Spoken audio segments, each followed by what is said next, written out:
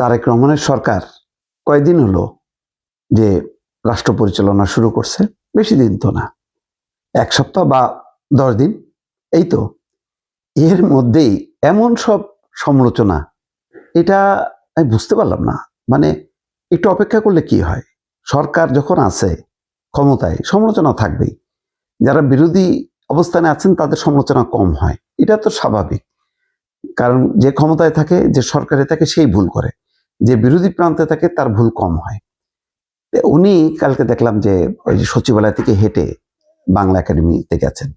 আর তার পেছন পেছন বা গাড়ির পেছন পেছনও কেন দৌড়াচ্ছে ছাত্র দলের সভাপতি রাকিব, এটা নিয়েও এনসিপির নেতারা সমালোচনা করছেন, অন্যান্য নেতারা সমালোচনা করছেন যে এই লোক দেখানো, এই হাঁটার কি ব্যাপার আছে।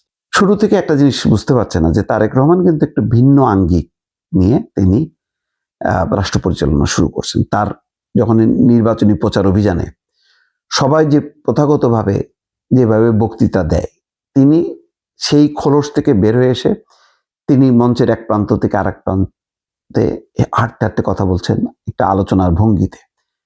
এটা প্রত্যেক মানুষের একটা স্টাইল, নিজস্ব ভঙ্গি, তিনি এটা রপ্ত করেছেন।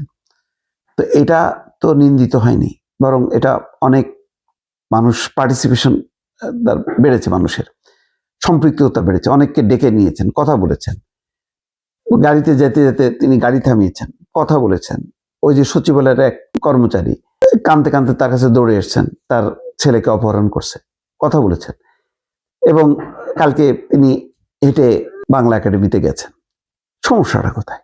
এটা তো ভালো। বরং আমরা আগে কি দেখতাম, প্রোটোকলের মধ্যে থাকতো প্রধানমন্ত্রী, রাষ্ট্রপতি, যারাই হতো না কেন তারা প্রোটোকলের মধ্যে থাকতো। এখন প্রধানমন্ত্রী এমন এক মানে প্রোটোকল শুরু করছে যেটা রাষ্ট্রপতিও এখন সিগন্যালে আটকে আছে। সে দৃশ্য নিশ্চয়ই দেখেছেন, তিনিও আটকে থাকেন। তার প্রোটোকলে গাড়ির আগে এক মাথা থেকে আরেক মাথা গাড়ির সংখ্যা গুনতে গুনতে হয়রান। এখন 4টার গাড়ি বেশি থাকতে পারবে না, পুলিশের দাঁড়ানোর দরকার নেই। এটা তো প্রশংসা করার দরকার, প্রশংসা নেই। কিন্তু দেখেন, শুধু বিরোধিতা। এটা ঠিক, বিরোধিতা তো অবশ্যই। আমরা তো ওত পেতে বসে আছি, চোখ কান খোলা রাখছি। যেখানে যেখানে ভুল হবে সেই ভুলগুলি দেখাবো, বলবো যে এটা সঠিক, এটা সঠিক না। বলছি কিনা? প্রতিদিন কি আমি প্রশংসা করছি? কোনোটাতেই কি আমার কোনো নিন্দা নেই? এই যে আজকেই একটা ভিডিও করছি যে ঝালকাঠিতে এক ছাত্রলীগের নেতাকে ডান্ডা বেড়ি পরে তার বাবার মানে জানাজায় অংশ নিতে হলো। এটা ঠিক না, এটা ভুল, এটা অন্যায়, এটা করা উচিত না। বলছি তো, সমালোচনা তো করছি। আবার যেখানে প্রশংসার জায়গাগুলি, সেটা করব না।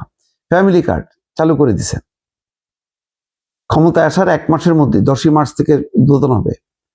তারপর সবচেয়ে গুরুত্বপূর্ণ আমার কাছে লাগছে যে 10,000 টাকা পর্যন্ত মানে যে কৃষি ঋণ মকুব করছে, এতে 1,000 কোটি টাকা সরকারের ব্যয় হবে এই মকুব করতে যে।